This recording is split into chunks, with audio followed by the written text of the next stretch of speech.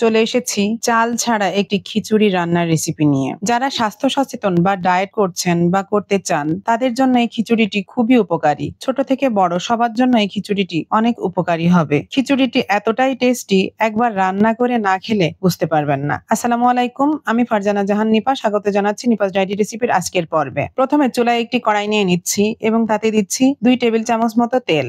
এখন দিচ্ছি half cup মসুরের ডাউল। ডাউলটিকে এখানে আমি খুব ভালোভাবে ধুয়ে নিয়েছি, আপনারা চাইলে অন্য ডাউলও ব্যবহার করতে পারেন। এখন ডাউলটিকে হালকা ভেজে তাতে দিচ্ছি কিছু পেঁয়াজ এবং রসুন। এগুলাকেও হালকা ভেজে দিচ্ছি কিউব করে কাটা গাজর এবং কাঁচা মিষ্টি কুমড়া। দিচ্ছি 3-4টি চেরা কাঁচামরিচ। এখন সবকিছু হালকা নেড়ে একটু বেশি করে পানি দিয়ে দিচ্ছি। যেহেতু খিচুড়িটা আমি একটু নরম করব, এ কারণে একটু বেশি পরিমাণে পানি দিয়েছি। আপনারা যদি চান তাহলে পানির পরিমাণটা কমিয়ে দিতে পারেন। আবারও সবকিছুকে নেড়ে দিচ্ছি 1 চা চামচ লবণ এবং 1 চা চামচ হলুদের গুঁড়া। লবণ মরিচটি আপনারা আপনাদের স্বাদ মতোই দিবেন। দিচ্ছি সামান্য গরম মশলা এবং 1 চা চামচ আস্ত জিরা। দিয়ে দিচ্ছি একটি তেজপাতা।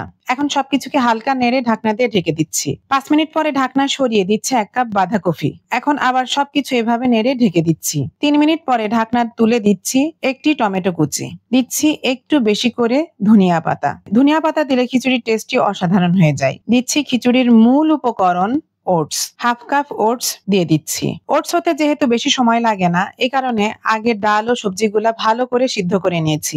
এখন সবকিছুকে আবার ভালোভাবে নেড়ে ঢেকে দিচ্ছি। 5 মিনিট পরে ঢাকনা তুলে দিচ্ছি আমের আচার হাফ চা চামচ।